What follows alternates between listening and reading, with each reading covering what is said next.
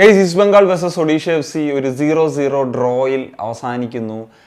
East ബംഗാളിനെ സംബന്ധിച്ചിടത്തോളം അവർക്ക് ടോപ്പ് 6-ലേക്കൊക്കെ കയറാനുള്ള ഒരു അവസരമായിരുന്നു. പക്ഷേ ഒരു ഗോൾ രഹിത സമനിലയായിട്ട് അവർ ഒരു ഹോം മാച്ച് സോൾട്ട് ലേക്കിൽ അവസാനിക്കുന്നു എന്നുള്ളതാണ്. ഇപ്പം ഈ ഒരു മത്സരത്തിലേക്ക് വന്നു കഴിഞ്ഞാൽ നമുക്കറിയാം ഒഡീഷ FC ഒരു ബെറ്റർ പെർഫോമൻസ് തന്നെ ഈ സീസണിൽ ISL-ൽ കാഴ്ചവെക്കുന്നുണ്ട്. അവർ ടോപ്പ് 6-ലേക്കുള്ള ടീമാണ് എന്നുള്ള കാര്യം നമുക്കൊക്കെ അറിയാവുന്ന ഒരു കാര്യം തന്നെയാണ്. സെർജിയോ ലൊബേറയുടെ അണ്ടറിൽ ഈ ഒരു മത്സരത്തിൽ നോക്കിയാലും പൊസഷൻ്റെ കാര്യത്തിൽ ഒഡീഷ FC മുന്നിൽ നിന്നിരുന്നു. പക്ഷേ അറ്റംപ്റ്റ്സ് ഐ തിങ്ക് 13 ആണ്, ഒഡീഷ FC 8 ആണ്. ഷോട്ട് ഓൺ ടാർഗറ്റ് 3 ഈസ്റ്റ് ബംഗാളുണ്ട്, 1 മാത്രമേ ഉള്ളൂ ഒഡീഷ FC. സോ അങ്ങനെയുള്ള കാര്യത്തിലൊക്കെ മുന്നിൽ ഈസ്റ്റ് ബംഗാളിന് നിൽക്കാൻ സാധിച്ചിരുന്നു.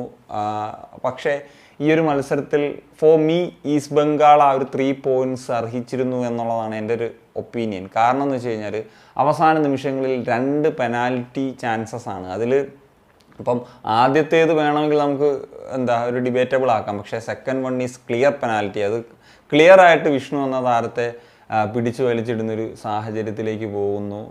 സോ എനിക്കിപ്പം റഫറീസിൻ്റെ കാര്യത്തിൽ പറയുകയാണെന്നുണ്ടെങ്കിൽ ഇപ്പം നേരത്തെ പോലൊന്നുമല്ല, റഫറീസിൽ നല്ല മാറ്റം ഉണ്ടായിട്ടുണ്ടെന്നുള്ളതാണ്. കാരണം മുമ്പ് നമ്മൾ റഫറീസ് മോശമാണ് എന്നുള്ളൊരു അഭിപ്രായമൊക്കെ പറഞ്ഞിരുന്നെങ്കിൽ ഇപ്പം പരിതാപകരം എന്നാണ് പറയേണ്ടത് എന്നുള്ളതാണ് എനിക്ക് തോന്നുന്നത്.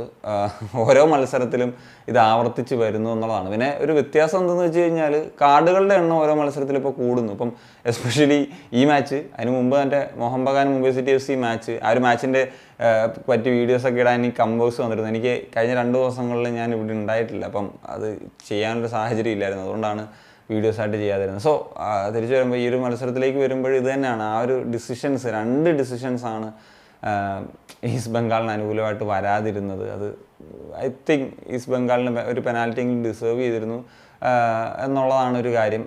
ഏതായാലും ഈ ഒരു അവർക്ക് 3ാമത്തെ വിജയമൊക്കെ സ്വന്തമാക്കാനുള്ളൊരു ഓപ്പർച്യൂണിറ്റിയാണ് നഷ്ടമാകുന്നത്. സോ എനിക്ക് ആ ഒരു കാര്യം, ഈ ഒരു ഫാക്ടർ ആണ് ഈ ഒരു വീഡിയോ, ഈ ഒരു മത്സരത്തെ പറ്റി സംസാരിക്കാൻ ഒരു ഗോൾലെസ് ഡ്രോ ആണെങ്കിലും ഒരു കാരണമായതെന്ന് പറയാം. അപ്പം എന്താണ് ഈ ഒരു മത്സരത്തെ പറ്റിയുള്ള ഒപ്പീനിയൻ തീർച്ചയായിട്ടും കമ്പോസ് ചെയ്യാൻ